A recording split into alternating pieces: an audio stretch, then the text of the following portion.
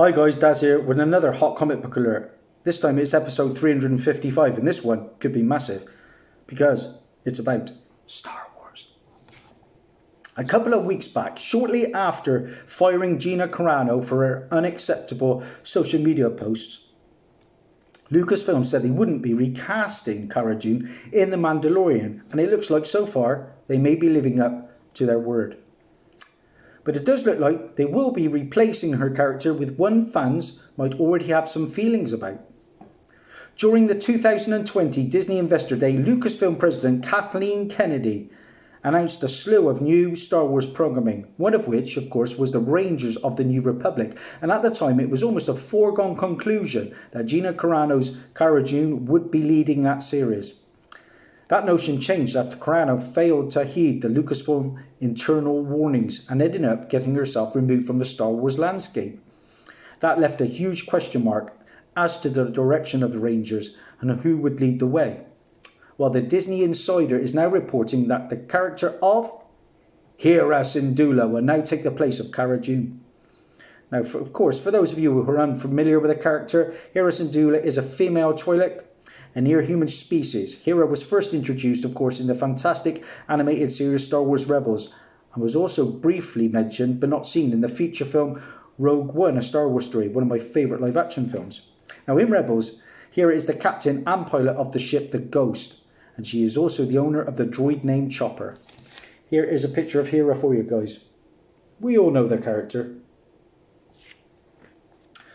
Well, the idea at this point is to introduce Hera in The Mandalorian, so she could be the bridge to the Rangers of the New Republic, much like what Jon Favreau and Dave Filoni had in store for Gina Carano's Cara Dune. The problem, said producers are now facing, is finding the time to introduce Hera into The Mandalorian, as Season 3 has already been mapped out. Dune is a known entity, so crossing her over into Rangers would not have been a difficult task.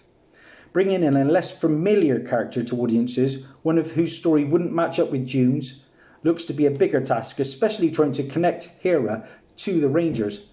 But as a popular and well-known character of Star Wars Rebels, perhaps Favreau and Filoni will have an easier time with it. There is obviously no mention of a possible actress to play her at this point. As for Gina Carano and her firing, the fallout continues. Bill Burr, who plays Mayfield, I love the character of Mayfield on The Mandalorian.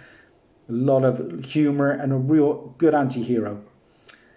Well, he's the first actor to come out and speak directly about Carano's release by Lucasfilm, and in typical Burr fashion, he didn't hold back. Burr was being interviewed on a recent episode of the Bill Burt podcast, offering some support for his co-star.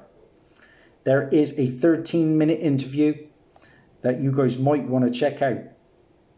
But like I say, Hera Syndulla is coming at some point to Disney Plus, and it looks like it's going to be first Mandalorian and then into the Rangers. We know the issues, guys. They're big books.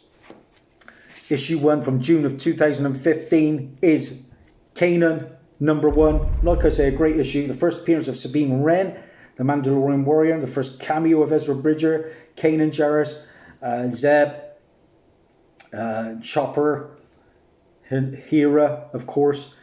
Great first cameo appearance issue. I paid £11.95 for mine. You're going to pay around about 50 upwards now, I would think.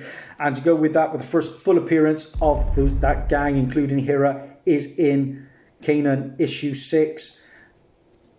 2 books to be on the lookout for. That one is from November of 2015. I bought this one for £4 back in early 2020. Hera's on her way. Exciting times ahead for us Star Wars fans.